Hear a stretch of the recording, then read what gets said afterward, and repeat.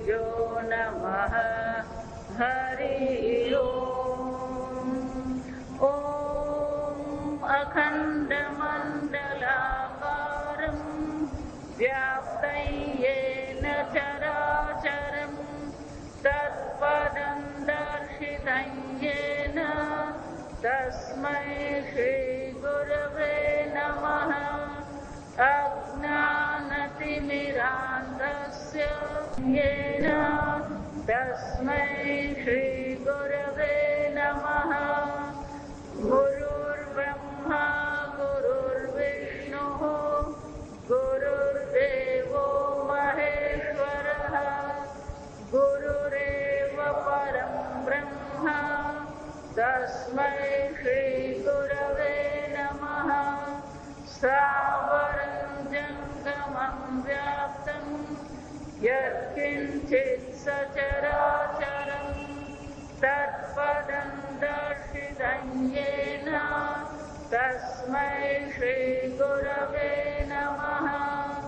चिन्मयं व्यापि यत्सर्वं त्रैलोक्यं सचराचरं तत्पदं दर्शितं येन तस्मै श्रीगुरवे नमः। श्रुतिशिरोरत्न विराजितपदाम्बुजः वेदान्ताम्बुजसूर्यो यः तस्मै श्रीगुरवे नमः। चैतन्यः शाश्वतः शान्तः व्योमातीतो निरञ्जनः बिन्दुनादकलातीतः तस्मै श्रीगुरवे नमः। ज्ञानशक्तिसमारूढः तत्त्वमालाविभूषितः भुक्तिमुक्तिप्रदाता च तस्मै श्रीगुरवे नमः। अनेकजन्मसम्प्राप्त कर्मबन्धविदाहिने आत्मज्ञानप्रदानेन तस्मै श्रीगुरवे नमः। शोषणं भवसिन्धुश्च नापनं सारसम्पदः गुरोपादोदकं सम्यक् तस्मै श्रीगुरवे नमः। न गुरोरधिकं तत्त्वं न गुरोरधिकं तपः तत्त्वज्ञानान्तरं नास्ति तस्मै श्रीगुरवे नमः। मन्नाथ श्रीजगन्नाथः मद्गुरु श्रीजगद्गुरुः मदात्मा सर्वभूतात्मा तस्मै श्रीगुरवे नमः। गुरुरादिरनादिश्च गुरुः परमदैवतं गुरोः परतरं नास्ति तस्मै श्रीगुरवे नमः। त्वमेव माता च पिता त्वमेव बन्धुश्च सखा त्वमेव विद्या द्रविणं त्वमेव सर्वं मम देवदेव। ॐ सहना भवतु सहनौ भुनक्तु सह वीर्यं करवावहै तेजस्विनावधीतमस्तु मा विद्विषावहै। ॐ शान्ति शान्ति शान्तिः। ॐ वासुदेवेन्द्र योगीन्द्रं नत्वा ज्ञानप्रदं गुरुं मुमुक्षुणां हितार्थाय तत्त्वबोधो विधि પાના નંબર 128.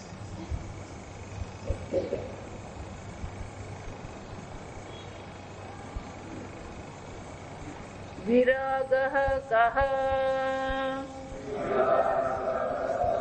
ઇહ સ્વર્ગભોગેષુ ઇચ્છારાહિત્યં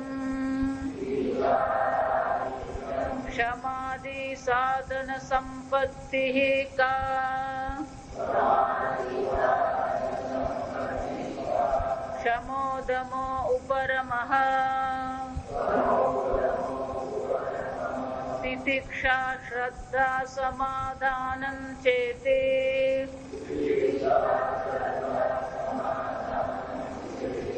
ક્ષમઃ કઃ મનોનિગ્રહઃ દમઃ કઃ ચક્ષુરાદિ વાક્યેન્દ્રિય નિગ્રહઃ ઉપરમઃ કઃ સ્વધર્માનુષ્ઠાનમેવ तितिक्षा का शीतोष्ण सुख दुःखादि सहिष्णुत्वं श्रद्धा कीदृशी गुरु वेदांत वाक्यादिषु विश्वासः श्रद्धा समाधानं किं चित्त एकाग्रता विरागः कः इह स्वर्ग भोगेषु इच्छा राहित्य. ઈચ્છા જ ન થવી. જો સમજ, વિષય સામે હોય કે ન હોય એની ઈચ્છા જ મનમાં જાગ્રત ન થવી એને શું કહેવાય? વૈરાગ્ય કહેવાય. વિષય સામે નથી, ઈચ્છા જો મનમાં હશે, રસબુદ્ધિ મનમાં હશે તો ક્યારે પણ એ જાગ્રત થઈ શકે. ગઈકાલે કીધું એમ, મેદાન ભલે ઉનાળામાં કોરું દેખાય, હા, પણ એક જ વરસાદ પડે આખું મેદાન શું થઈ જાય? લીલું છમ થઈ જાય. અને એટલા માટે શંકરાચાર્યજી વૈરાગ્યની વ્યાખ્યા કરતા કહે છે ઈચ્છાનો જ અભાવ છે. ઈચ્છા રાહિત્ય એટલે કે ઈચ્છાનો જ અભાવ છે. જગતમાં અનેક વિષયો છે. જો વિચારી, અનેક વિષયો છે, એમાં મોટે ભાગના વિષયો પ્રત્યે આપણે ઈચ્છા છે જ નહીં. આ સમજો. કારેલા, કંટોલા, વીછી, સાપ, વાઘ, સિંહ, વિચાર. આપણે આગળ જોયું ભગવાન કહે છે કે આ વિષયો બહાર છે, એને આપણે શું કરવાના છે? બહાર રાખવાના. મને કહો, સાપ, વીછી તમારા મનમાં આવે છે? આવે? સમજો કેમ નથી આવતા? સમજો, વાઘ છે, બર્ગર છે, મેકડોનાલ્ડ છે, આપણા મનમાં બધું આવે છે. કેમ નથી આવતું? જો સમજો, આવે એ પછી વિચારીએ, તો પેલા કેમ નથી આવતું?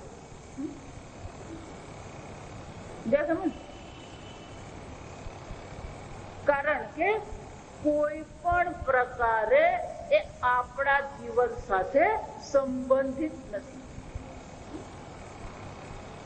એનું હોવું કે ન હોવું આપણા જીવનમાં કોઈ ફરક પાડતું નથી. જે વસ્તુ આપણી સાથે સંબંધિત છે, સીધી રીતે કે આડકતરી રીતે, એટલું જ નહીં, એ જે સંબંધિત વસ્તુઓ જે છે એના પ્રત્યે આપણા મનમાં ક્યાં તો રાગ હોય અથવા તો દ્વેષ હોય. એ જ્યાં સુધી કોઈ પણ વસ્તુ પ્રત્યે આપણા મનમાં રાગ કે દ્વેષ ન આવે ત્યાં સુધી એ વસ્તુનું ચિંતન થતું નથી. આ એક જો સમજો બરાબર. બીજું, ધારો કે કોઈ વસ્તુ પ્રત્યે આપણને રાગ કે દ્વેષ નથી, એ હોય કે ન હોય આપણને જીવનમાં કોઈ બહુ ફરક પાડે નહીં એ વસ્તુ, પણ સતત જો એ વસ્તુના આપણે સંપર્કમાં રહીએ તો પછી શું થઈ શકે? રાગ કે દ્વેષ જન્મી શકે. જો આ સમજો. ઘણી વાર એવું થાય કે આપણે કોકને ત્યાં રહેવા જઈએ, અઠવાડિયું ત્યાં રહીએ, એમના પડોશમાં જે કાકા રહે છે નાની અમસ્તી પૌત્રી છે, મીઠી મજાની ઢીંગલી જેવી. આપણે અઠવાડિયું રહીએ અને એના પ્રત્યે આપણા મનમાં શું થઈ જાય? અને અહીં હસતી હોય, આપણી સાથે રમવા આવતી હોય. પહેલા આપણા જીવનમાં કોઈ સંબંધ નતો, ત્યાં અઠવાડિયું રહ્યા અને એના પ્રત્યે આપણને શું થઈ જાય? પછી ઘરે આવ્યા પછી પણ શું કરતા હોય? આપણી ઢીંગલી મજાની હતી નહીં? એનો શું થયો? જે વિષય આપણા જીવનમાં સંબંધિત નથી પણ જો એના આપણે સંપર્કમાં આવીએ અને સંપર્કમાં આવ્યા પછી એના પ્રત્યે રાગ કે દ્વેષ જો કેળવાઈ ગયો તો એ વસ્તુ માટે પણ આપણા મનમાં શું થવાની? ઈચ્છા થાય. એટલે ગીતામાં ભગવાન બહુ સરસ છે, ધ્યાયતો વિષયાન પુંસઃ સંગસ્તેષુપજાય. વિચાર, ધ્યાયત, ધ્યાયત એટલે કે જે ધ્યાન કરનારો છે, સતત એનું ધ્યાન કરે છે, સતત એના સંબંધમાં રહે છે, તો ભગવાન કે છે એના પ્રત્યે શું થવાનો? સંગહતેષુ ઉપજ. એના પ્રત્યે મનમાં સંગ ઉત્પન્ન થવાનો. સંગાત સંજાયતે કામ, કામ ક્રોધો વિજાયતે. ત્યાં ભગવાન મનુષ્યની પતનની સીડી બતાવે. પ્રગતિ નહીં પણ શું છે? પતન. એનો અર્થ શું થયો? અંગ્રેજીમાં એટલે બહુ સરસ કહેવાય, નિપિક. નિપ એટલે શું છે? કોઈ પણ વસ્તુ પેલી કડી અવસ્થામાં હોય ત્યારે જ એને તોડી નાખવા. તો આપણે ચિંતન જ નહીં કરીએ તો સમજો, જો એનું ચિંતન નહીં કરીએ, એ ઓછામાં ઓછો સંબંધ રાખીએ તો પછી આ ઈચ્છા સંગ થવાનો પ્રશ્ન જ નથી. સંગ જ નથી તો કામ એટલે કે ઈચ્છા જાગવાનો પ્રશ્ન જ નથી. જો આપણે વેદાંત ને વ્યવહાર થોડો વિરોધ પડ્યા. સમજો, વ્યવહારમાં શું કહેવાય? ઓળખાણ તો મોટી ખાણ છે.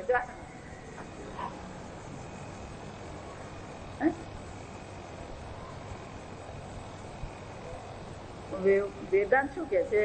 ઓળખાણ કરો પણ જોઈએ એ ઓળખાણમાં પછી આ રાગ દ્વેષ આવ્યા વગર રહી શકતા.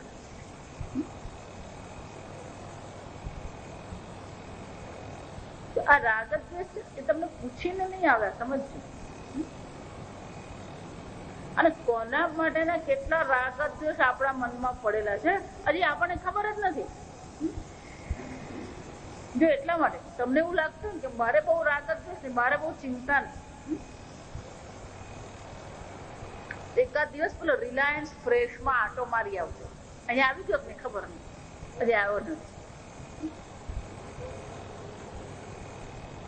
એકાદ સુપર મોલ હોય ને, પાકીટ વગર જવાનું, નહીં તો ગરબડ થઈ જાય પછી.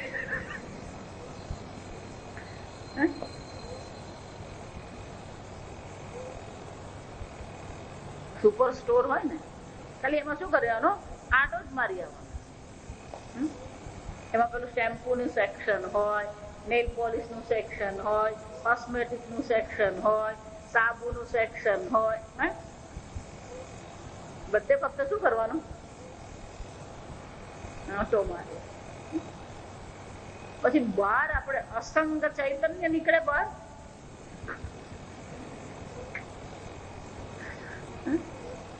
સંગસ્તેષુ ઉપજાય. આ સમજો. એટલે આ દુનિયા આપણે જેટલી માનીએ ને બહુ વિશાળ છે. દૈવી એશા મમ માયા. ભગવાન કે છે અમારી માયાનું ઝાડ બહુ મોટું છે. એટલે આપણને એવું લાગે નાના વલ્હાડમાં બેઠેલા હોય ને એટલે આપણને એમ લાગે અમે તો બધા વૈરાગી દિલ્હી આંટો મારી આવવાનું. દિલ્હીમાં બધું કોર્નર પ્લેસ છે, ત્યાં ફરવા જાવ ને તો એક દડો નીકળી જાય. પણ ત્યાં ફરી આવો પછી મનમાં બધું ઘણું લઈને આવો. એટલે ભગવાન સૂચના શું આપી? જે બહાર છે એને શું કરવાનું? બહાર રાખતા શીખો.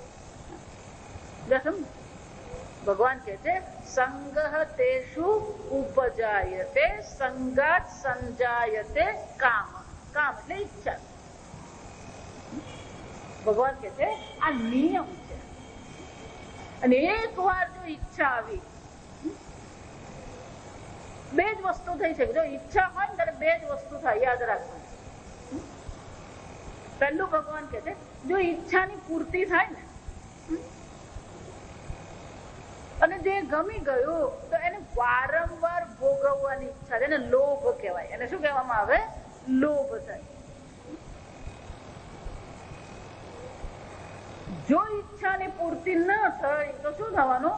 કામાત ક્રોધો જાય. ભગવાન કહે છે આ ઈચ્છામાંથી પછી ક્રોધ જન્મે.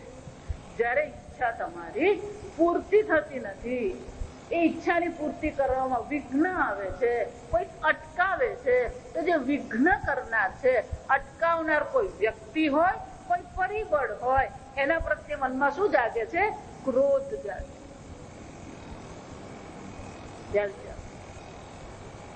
અહીંયા સુધી ભગવાન પેલો જાયતે શબ્દ વાપર્યા. સમજ, જન્મે છે એવું કે એટલે કે એ આપણા હાથમાં છે અહીંયા સુધી. આ સમજ.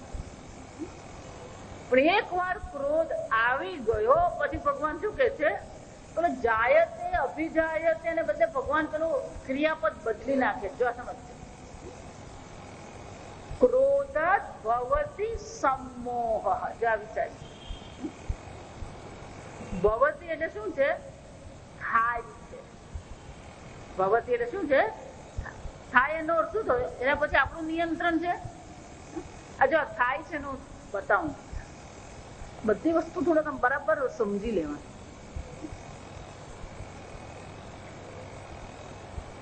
આ જાસૂદ નું ફૂલ છે, પીળા રંગનું છે. તમે મારા હાથમાં આ ફૂલ જોયું? જા સમજ. તો પીળા રંગના જાસૂદ નું જ્ઞાન તમે કર્યું કે થયું?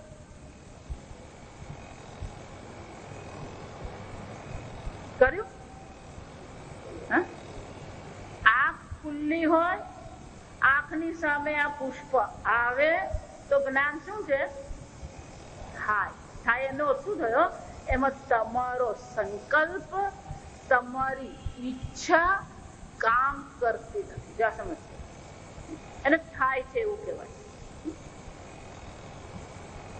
એટલું જ નહીં, બધાને આ પુષ્પનું જ્ઞાન કેવું થવાનું? મને તો લાલ દેખાય. લાલ દેખાય. પેલા હનુમાનજી ને સીતા માતા થયું હતું, યાદ છે ને વાર્તા? રામજી આવ્યા અયોધ્યા, રાજ્યાભિષેક થયો. પછી રામજી બધા વાનર સેના એને લઈ આવ્યા હતા. રામજીના મનમાં એવું હતું કે અમે આટલી બધી મને મદદ કરી, પણ એ વખતે હું તાપસી જીવન જીવતો હતો, એટલે અમને તો હું કરી શકતો નતો. એ લોકોની રીતે જ રહેતા હતા અને એ લોકોની રીતે જ ખાતા હતા. પણ એક રાજા તરીકે મારે એમની સેવા કરવી જોઈએ. મારે એમનો ઉપકાર ભૂલવો જોઈએ નહીં. એટલે આખી વાનર સેનાને ભગવાન અયોધ્યામાં લઈ ગયા. અત્યારે છે વાનર સેના. અને અત્યારે ત્યાં અયોધ્યામાં કોઈ વાંદરાને પથ્થર નહીં મારે. કેમ? માં સીતાને લાવવા માટે મદદ કરે. વૃંદાવન જાઓ ને ત્યાંય ઓછા નથી. ત્યાંના વાંદરાઓ તો એટલા હોશિયાર છે કે આવીને તમારા ચશ્મા કાઢીને એ જાતે પહેરી લે. આ મજાક નથી કરી, જઈ આવજો એટલે ખબર પડે.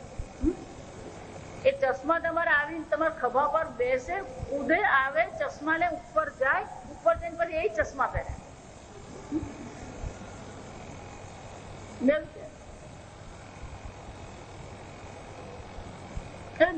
એક દિવસ પેલું દરબારમાં બધા બેઠા હતા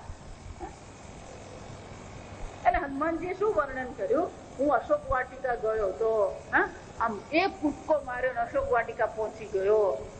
પછી ત્યાં અશોક વાટિકામાં બધા લાલ રંગના પુષ્પો હતા. એટલે સીતા માતાએ કીધું, હનુમાન લાલ નહીં સફેદ હતા, સફેદ. આમ ધીમે રહી ના માં લાલ હતા.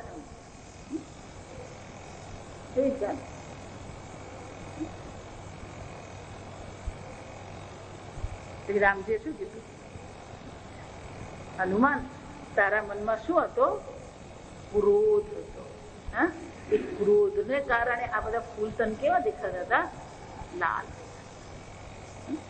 ફૂલ તો હતા કેવા? એનો શું થયું? સફેદ ફૂલ હોય તો એ કેવા જ્ઞાન કેવું થવું જોઈએ? સફેદ ફૂલ. પછી એને લાલ ફૂલ એમ કહું તો નહીં ચાલે. જો સમજો, એમ આ પીળું ફૂલ છે તો પછી જ્ઞાન પણ શું થવું જોઈએ? પીળું ફૂલ નું જ્ઞાન થાય. અને એ થાય જો સમજો, એમાં તમારો સંકલ્પ, તમારી ઈચ્છા, તમારી મરજી કઈ કામ નહીં કરે. એ જ રીતે ભગવાન જયારે એમ કે છે, કામાત ક્રોધો વિજાયતે, આ કામમાંથી ક્રોધ જન્મે છે. જન્મે છે એનો શું થયો? તમે એનો જન્મ અટકાવી શકો. પણ એકવાર ક્રોધ આવી ગયો, ક્રોધાત ભવતિ સમોહ. ભવતી એટલે થાય છે. જો વિચાર, એકવાર માણસને ક્રોધ આવે ને પછી શું છે? સમોહ. સમોહ એટલે શું છે? પછી એ શું કરશે એનો કોઈ નિર્ણય નથી. કેમ? એની બુદ્ધિ મોહિત થઈ ગઈ છે, સંમોહિત થઈ ગઈ, સારી રીતે મોહિત થઈ ગઈ. એ મોહિત એવી થઈ જાય છે કે પછી એનો વિવેક, એનું જ્ઞાન, એના સંસ્કાર, શંકરાચાર્યજી કહે છે, પછી એનું જે જ્ઞાન છે, એનું જે ઢાપણ છે, એની જે સમજ છે, એના સંસ્કાર છે, બધું શું થઈ જાય? એટલે અમારા સ્વામીજી બહુ સરસ કે પછી જુદા પ્રકારની ભાષા નીકળે. પછી શું થાય? એની ભાષા બદલાઈ જાય. જો વિચારી જોજો, આ ભાષા, વર્તન, વ્યવહાર, સમજ, સંસ્કાર બધું શું થઈ જાય?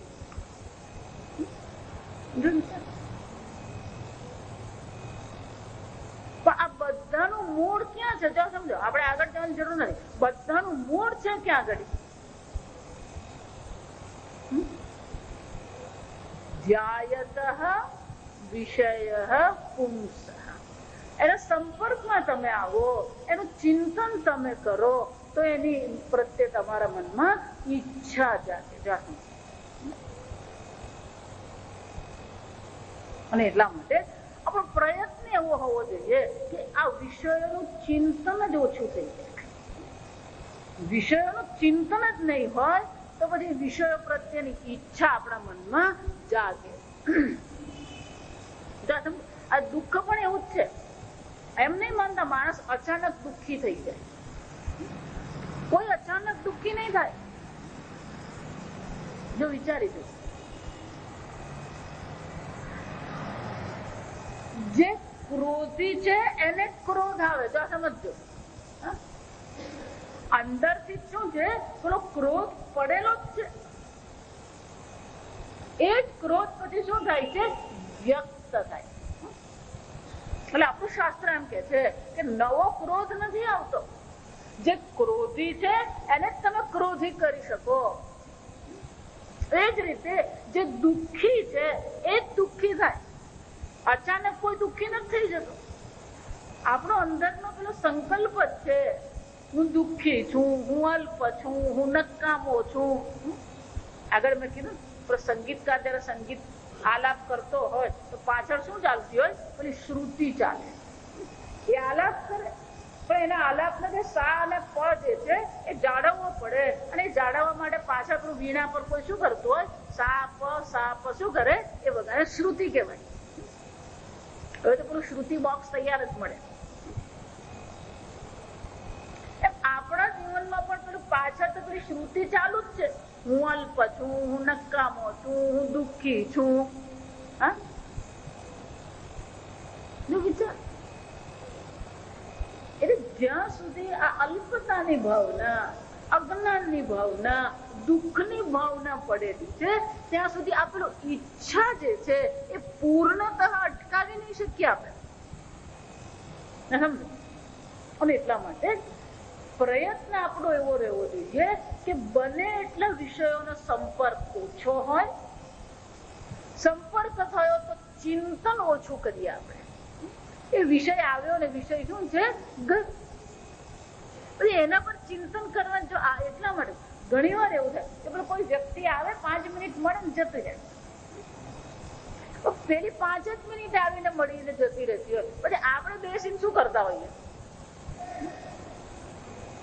એના પર પીએચડી કરીએ. શું કહેવાય?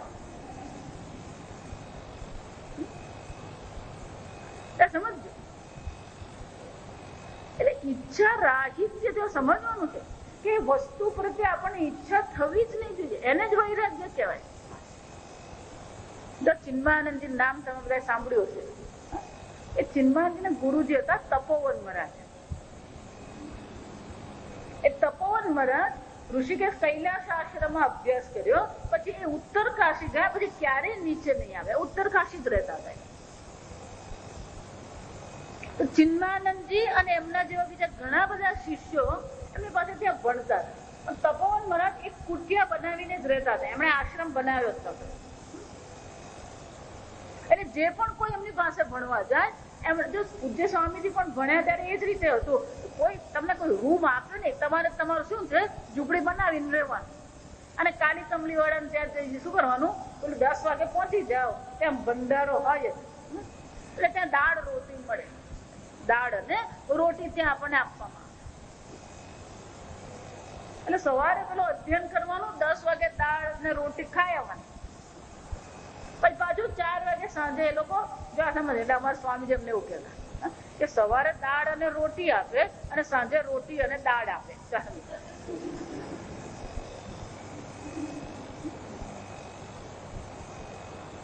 એવી જ રીતે ઉત્તર કાશીમાં પણ કૈલાસ આશ્રમનો ભંડારો હતો અને કાલી કમલી વાળા ત્યાં પણ ખરા. એટલે તપોવન મહારાજ હંમેશા એવું હોય, એ ઝૂંપડીમાં રહેતા હોય. જે પણ વિદ્યાર્થીઓ બધા એમની પાસે ભણવા જાય, શાસ્ત્ર ભણવા માટે, એ લોકો પોતાની ઝૂંપડી બનાવીને રહેવાનું, પોતાની રીતે કાલી કમલીમાં જઈને ખાઈ આવવાનું અને સવાર સાંજ એમની પાસે શું કરવાનું? શાસ્ત્ર અધ્યયન કરવાનું. એટલે એ પણ નદી કિનારે, ગંગા કિનારે બેસીને શાસ્ત્ર અધ્યયન કરાવતા હતા. તેમના કોઈ શિષ્ય હશે મારવાડી. એ મારવાડી શિષ્ય ત્યાં અમને દર્શન માટે ગયો. એટલે આ મારવાડી લોકો ખાલી હાથે નહીં જાય. હંમેશા સાધુ મહાત્મા પાસે જાય ત્યારે શું છે? તો નિયમ છે, રિક્ત પાણીરના પક્ષે, ખાલી હાથે મહાત્મા પાસે, રાજા પાસે કે દેવતા પાસે મંદિરમાં હાથ હલાવતા નહીં પહોંચી જવાનું. નિયમ છે. એટલે મારવાડી સ્વામીજી પાસે ગયો ત્યારે પેલો ટોપલો ભરીને પેલા કઢીના લાડુ લઈ ગયેલો. એટલે ત્યાં ગયો, પેલો ટોપલો ત્યાં સ્વામીજી બેઠા હતા નજીકમાં મૂક્યો. કઢીના લાડુ ને એની પછી સુગંધ બરાબર આવે.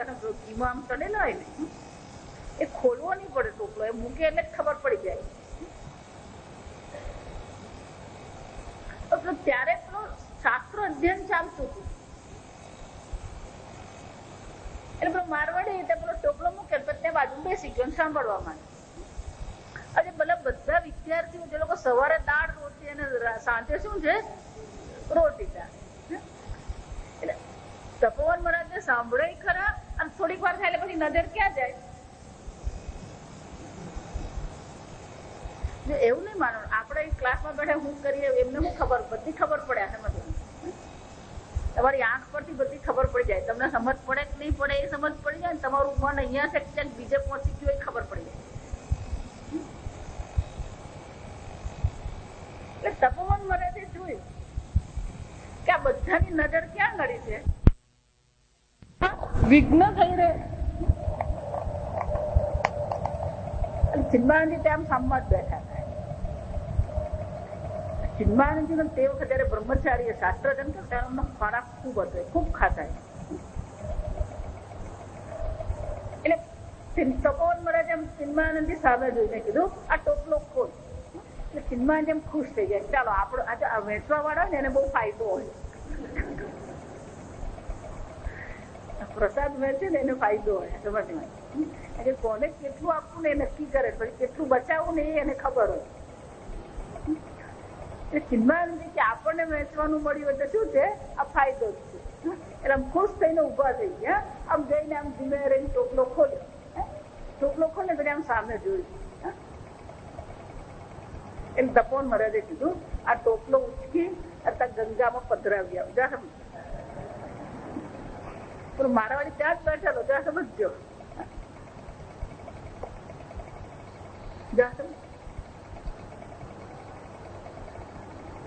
તપોવન મહારાજ એવું કહેતા કે વિષયને જોઈને કે વિષયનું ચિંતન કરવાથી પણ જો મોઢામાં પાણી નહીં આવે ને તો એ વૈરાગ્ય. આ વિચાર આપણને તો ખાલી હાફૂસ કેરી બોલવું જ જોઈએ. એના મનમાં તો શું થવા માંડે.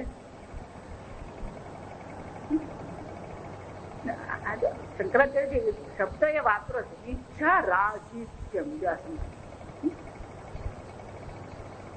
કોઈ પણ વિષય હોય જો તમે એમાં સુખ બુદ્ધિ મૂકી, એમાં મહત્વ બુદ્ધિ કરી તો ઈચ્છા થયા વગર રહેતી.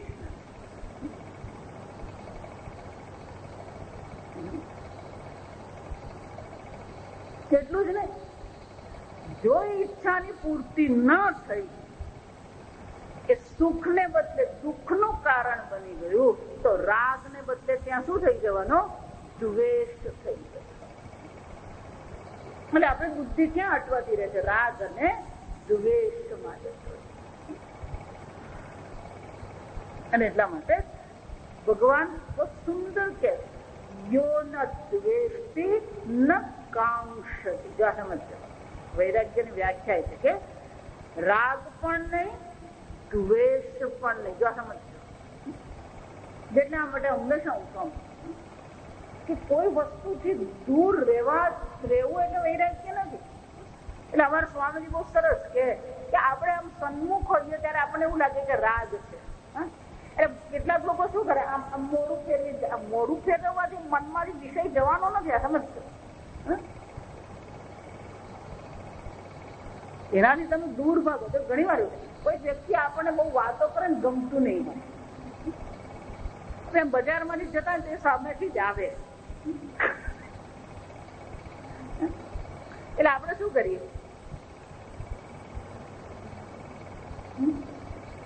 દુકાનમાંથી આપણે કઈ લેવાનું હોય નહીં, તો પેલા પસાર થઈ જાય એટલા માટે શું કરવાનું, તો દુકાનનો પગથિયા ચડી જઈએ. જો વિચાર, તમે દુકાનના પગથિયા ચડી ગયા પેલી વ્યક્તિને ટાળવા માટે, બરાબર? પણ દુકાનમાં ચડ્યા પછી પણ તમે ચિંતન કોણ કરો છો, ગઈ કે નહીં, ગઈ કે નહીં, ગઈ કે સમજે.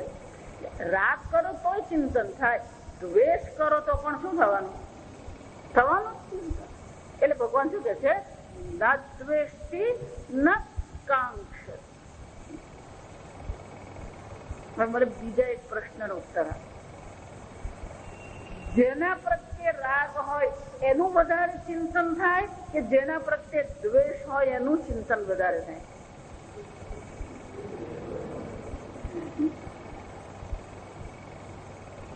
આ સિદ્ધાંત પર જ પેલો આ ભગવાન ના અવતાર છે, આ સમજજો.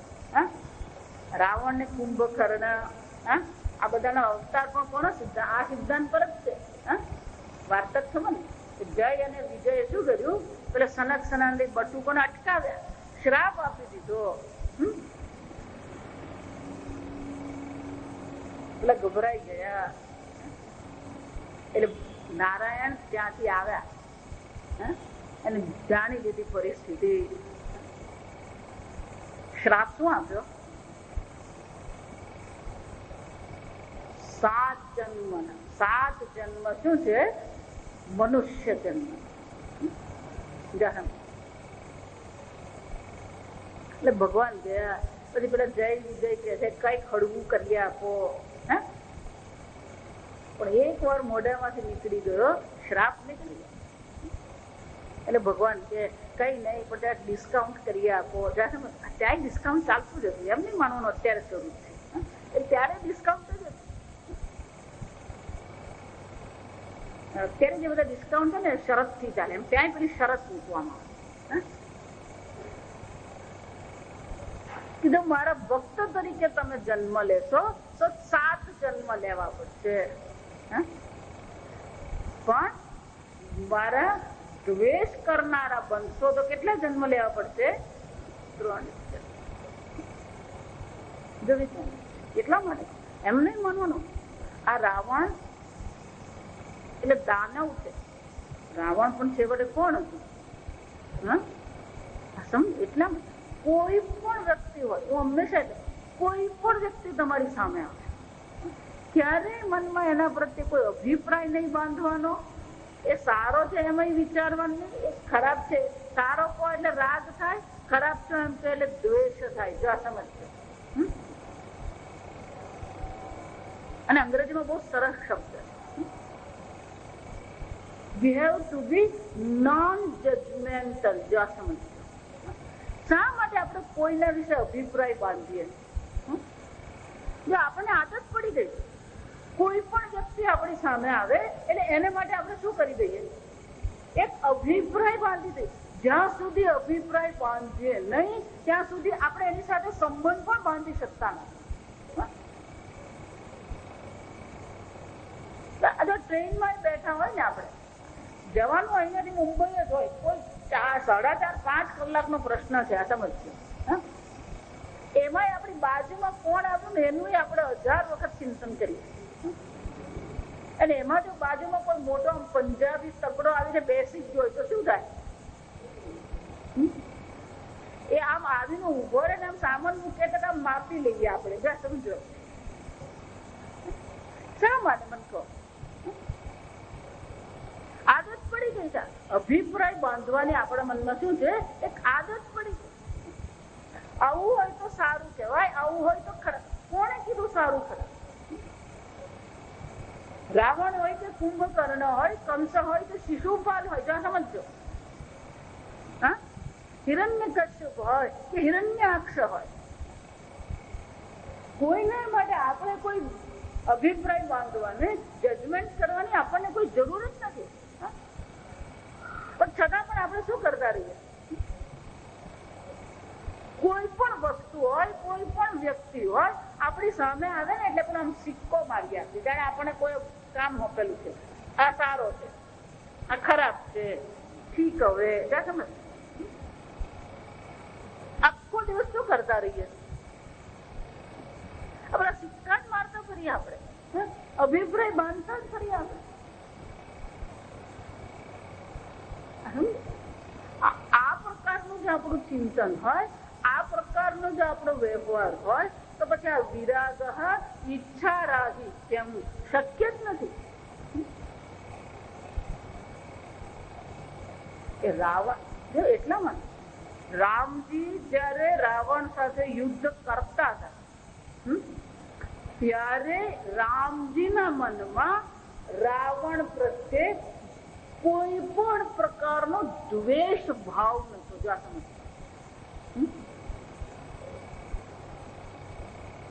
વિચારી.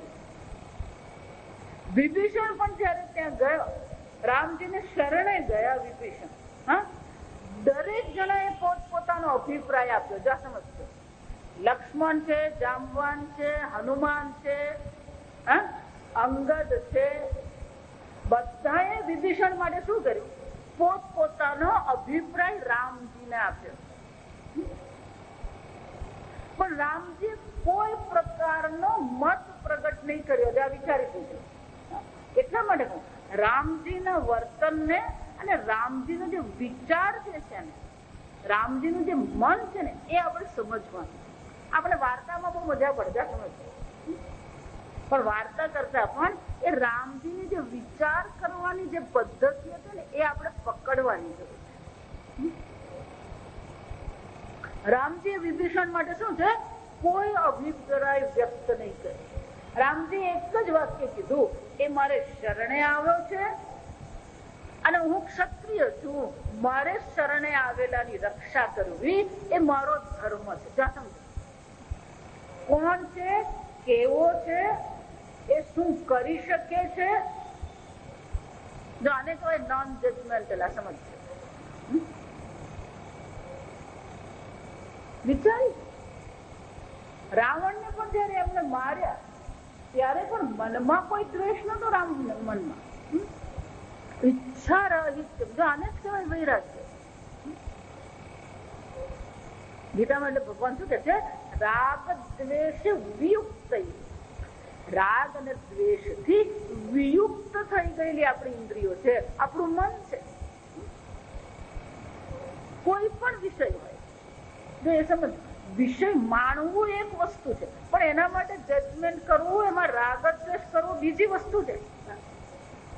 જો હું તમને સમજાવું, તમારે ઘરે મહેમાન આવ્યા હોય અને તમે તિથલ ગયા. તિથલ ગયા પછી તે સરસ મજાનો સૂર્યાસ્ત તમે જુઓ છો અને થોડા થોડા નાના મોટા વાદળ પણ છે. અને વાદળ પણ બધા કેવા થઈ જાય? પછી કેસરી રંગના થઈ જાય. સમજો બરાબર. નોન જજમેન્ટલ માઇન્ડ આપણે પકડવાનું. તો તિથલ પર તમે પહોંચ્યા અને એ અડધો કલાક તમે ત્યાં શું કરી રહ્યા છો? એ સૂર્યાસ્ત માણી રહ્યા છો. જયારે તમે સૂર્યાસ્ત માણો છો ત્યારે તમારા મનમાં એવું આવે છે કે આ વાદળ નાના કરતા મોટું હોય તો વધારે સારું. આ પવન ફૂંકાય છે એના કરતા જરાક ધીમો ફૂંકાય, આવે છે મનમાં? આ સૂર્ય આમ જલ્દી ડૂબી ગયો, જરાક ધીમો ધીમો ડૂબે, એવું મનમાં આવે છે? આ વાદળ આમ કેસરી થઈ ગયું, જરાક પીળું હોય તો વધારે સારું લાગે, એવું મનમાં આવે છે? જો વિચાર, દરિયો છે, દરિયાના મોજા છે, આકાશ છે, વાદળો છે, સૂર્ય ડૂબી રહ્યો છે, પક્ષીઓનું કલરવ થઈ રહ્યો છે, બાળકો રમી રહ્યા છે, આ બધી વસ્તુ તમે જોઈ રહ્યા છો, એને માણી રહ્યા છો. પણ ત્યાં રાગ છે એવું કહી શકાય? દ્વેષ છે એવું કહી શકાય?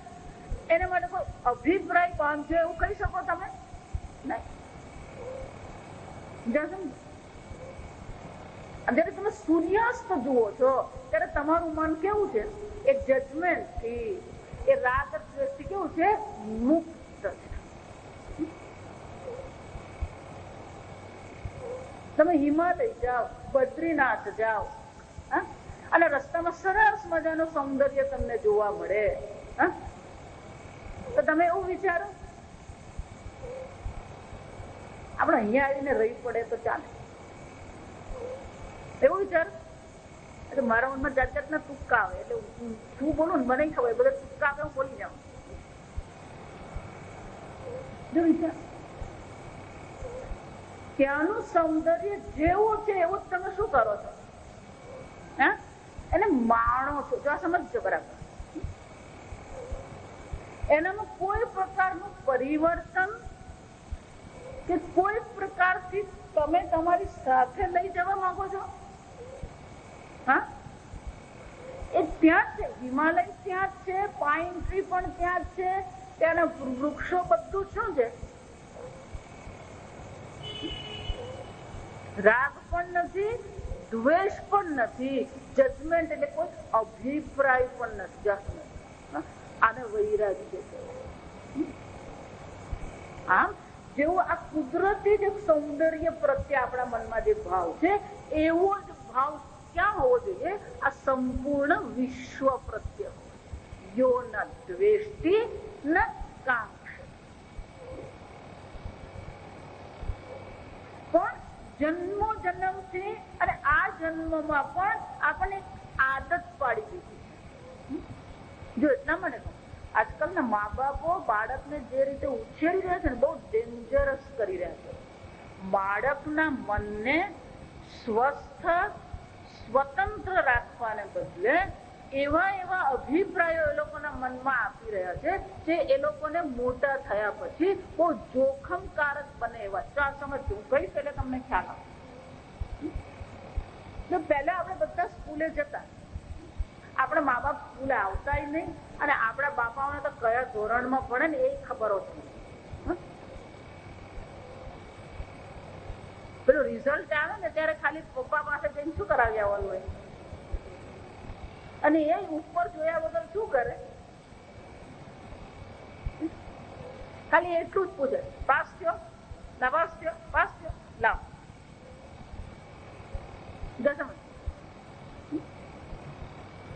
સ્કૂલમાં તમે જાઓ, સ્કૂલમાં શું કર્યું, કોની સાથે વાતો કરી, તમારો શિક્ષક કશું જ નહીં ત્યાં સમજજો. પણ આજકાલ મા બાપો બાળકોને એટલી બધી સૂચનાઓ આપે. જો પેલાની સાથે બહુ વાતો નહીં કરવાની, પેલાની સાથે આમ નહીં. જો આ સમજજો તો તમે બાળકને શું કરી રહ્યા છો, જજમેન્ટલ બનાવી રહ્યા છો. આ સમજજો, આ સારો છે, આ ખરાબ. આપણે બાળકને શું કરી રહ્યા છે, બાળકને મુક્ત રાખીએ છીએ કે એના મનને આપણે સંકુચિત બનાવી રહ્યા છે. ત્યાં સમજો,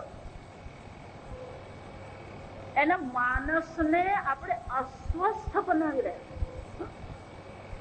જો પહેલામાં તો આપણું કોણ બેનપણી હતી, કોણ દોસ્તાર હતો, કોની સાથે કઈ મા બાપ કરતા, અને આપણે સ્વસ્થ જ છે, કઈ ફરક પડ્યો. અને આજકાલ તો શું છે, પેલાની સાથે તો ત્યાં રમવા જવાનું છે. એનો અર્થ શું થયો, અત્યારથી આ કુમળા મનમાં આપણે શું કરી રહ્યા છીએ, અભિપ્રાય બાંધી રહ્યા. નાના પણ માતાજી તમને નહીં ખબર પડે, એ બધું શીખવવું જ પડે બાળકો. મારા ગુરુ બની, શું બને,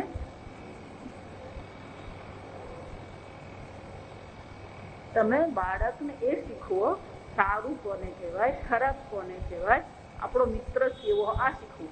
પણ કોઈ વ્યક્તિ પર આંગળી, જો સમજો, મિત્ર કેવો હોવો જોઈએ તમે શીખવી શકો, પણ કોઈ વ્યક્તિ પર તમે જે સિક્કો મારી રહ્યા છો, તમને શું હક છે એ કરવાનો? કોઈ વ્યક્તિ વિશે અભિપ્રાય બાંધવો અને કોઈ વ્યક્તિ ખરાબ છે એવો નિર્ણય લેવાનો તમને હક કોને આપ્યો છે?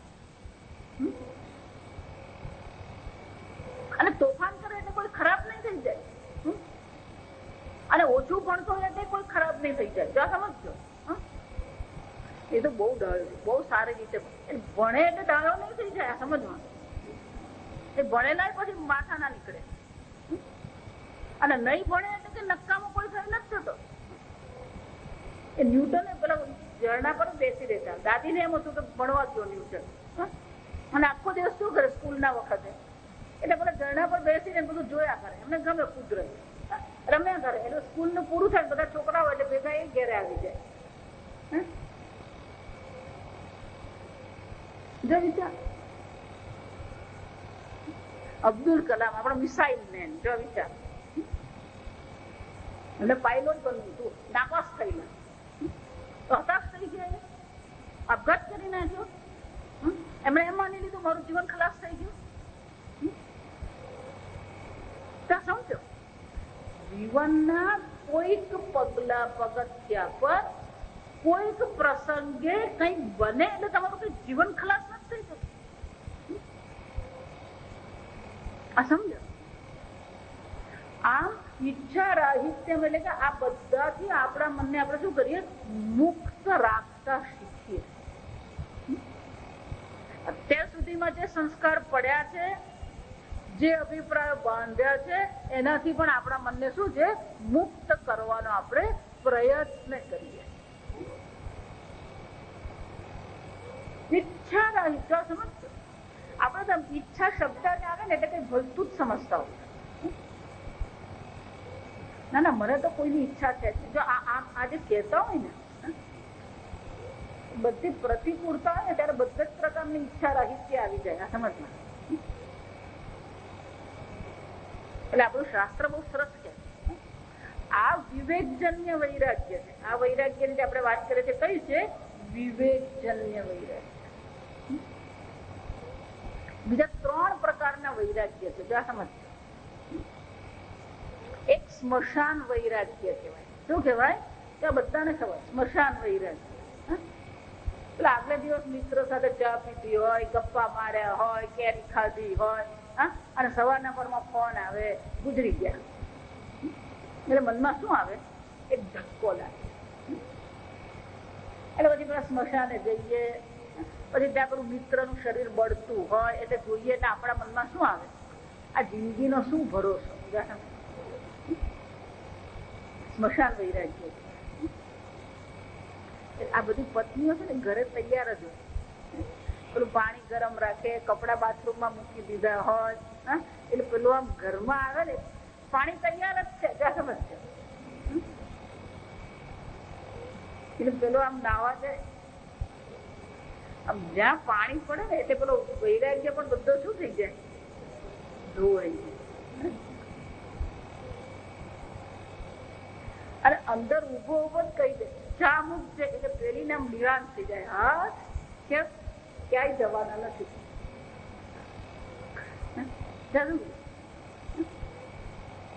સ્મશાન વૈરાગ્ય. કઈક પ્રસંગ બને, આપણા મનમાં એક વૈરાગ્ય આવે, પ્રસંગ ભૂલાઈ ગયો, પાછા શું છે? જૈસે છે. શું કહેવાય? જૈસે. પછી શાસ્ત્ર કહે છે રોગિષ્ઠ. મલેરિયાનો તાવ આવ્યો હોય, શરીર દુખતું હોય, પાણી કડવું લાગતું હોય, ઠંડી લાગતી હોય, પછી એને આપણે એમ કહીએ આ વાડીલાલ ની નવી કુલ્ફી આવી છે, ખા.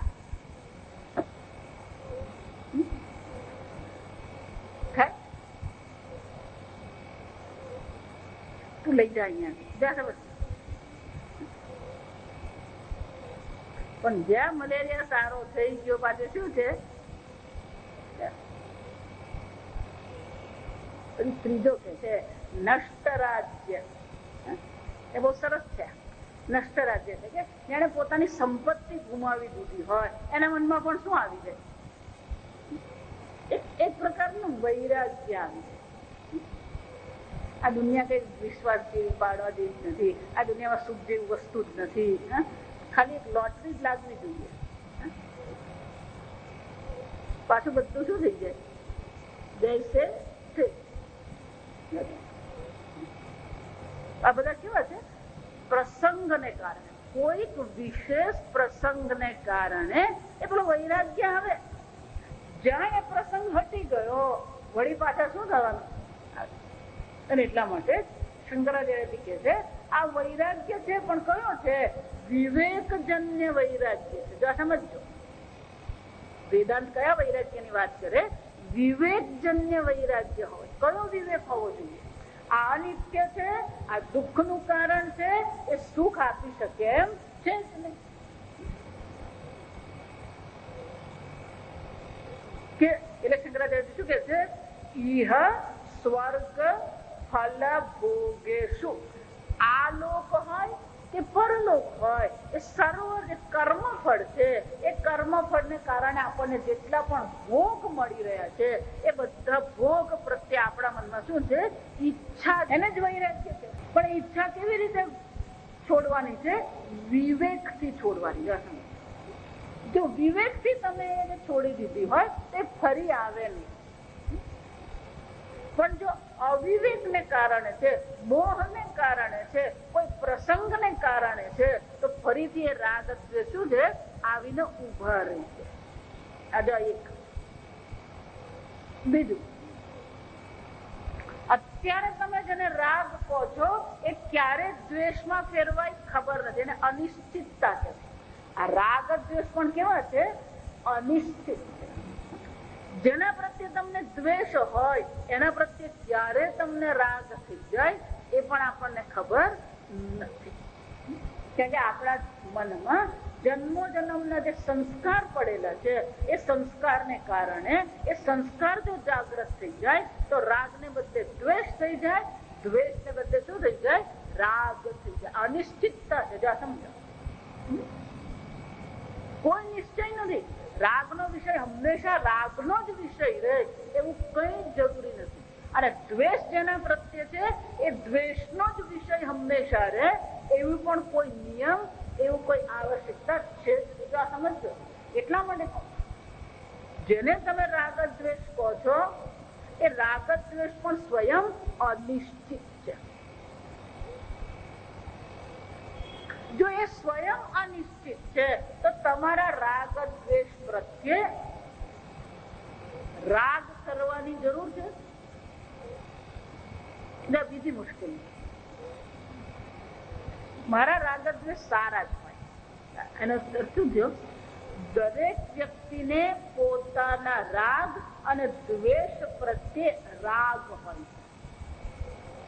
અને બીજાના રાગ દ્વેષ પ્રત્યે શું હોય? દ્વેષ હોય.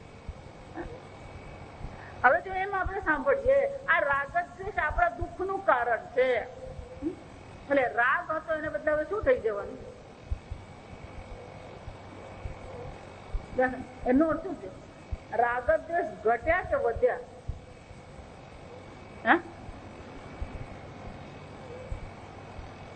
એનો અર્થ શું? વૈરાગ્ય કોને કહેવાય? ઈચ્છા રાહિત્ય, એટલે કે તમારા રાગ દ્વેષ પ્રત્યે પણ રાગ દ્વેષ નથી. અમારા ગુરુજી એટલા માટે હંમેશા કે તમારા રાગ દ્વેષ પ્રત્યે તમે ઉદાસીન થઈ જાઓ. કેમ? કે જો રાગ દ્વેષ મુશ્કેલીનું કારણ છે તો પછી એના પ્રત્યે તમે દ્વેષ કરશો. અને આગળ આપણે જોઈ ગયા એ પ્રમાણે રાગ કરતા દ્વેષનું ચિંતન વધારે થાય તો પછી આખો દિવસ તમે ચિંતન કોનું કરવાના?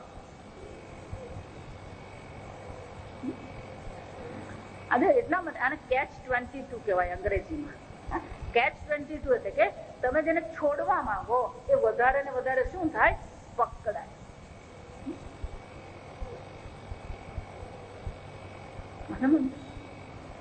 એક તો અનિશ્ચિત છે.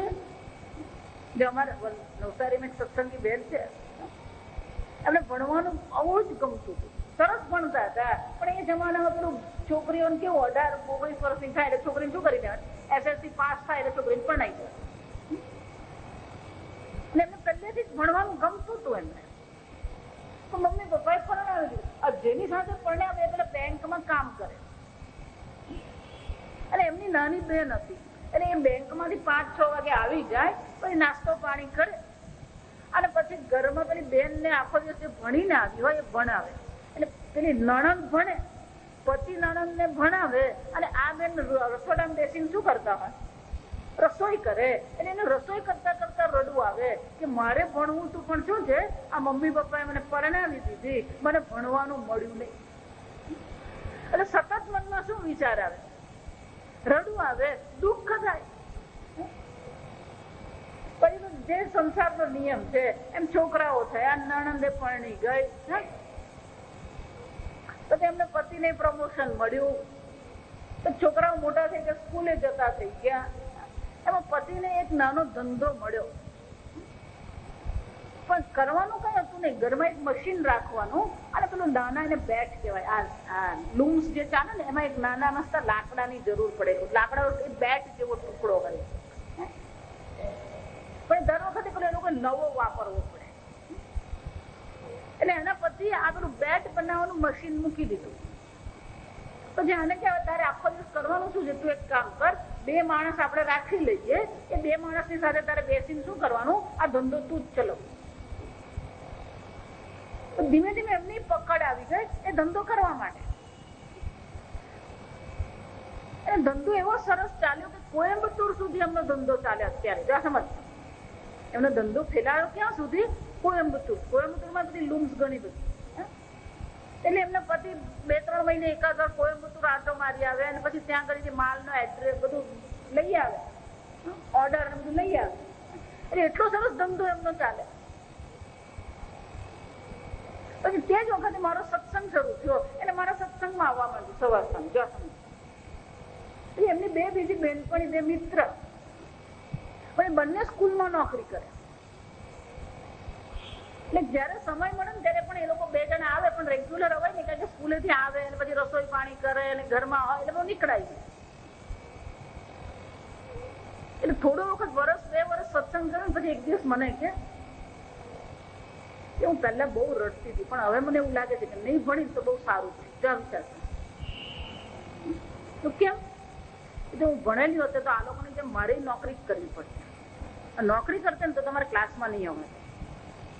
તો આ મારો સ્વતંત્ર ધંધો છે, એટલે જયારે મને ફાવે ત્યારે હું કરી શકું, અને પછી તમારા ક્લાસમાં પણ આવી શકું, પછી 1-2 કલાક આગળ પાછળ કરી શકું. પણ નોકરી કરતા હોય તો શું છે?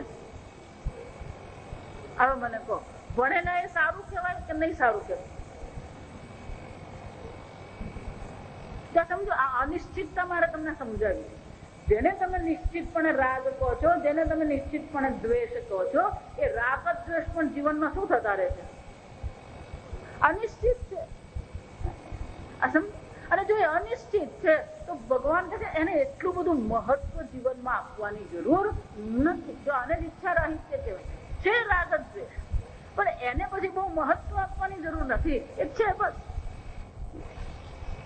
પણ આપણે તો એટલા બધા રાગ દ્વેષને સમર્પિત હોઈએ છે. હમણાં એક બેન મને કહું તમારી સાથે આવું, સારું ચાલ જવા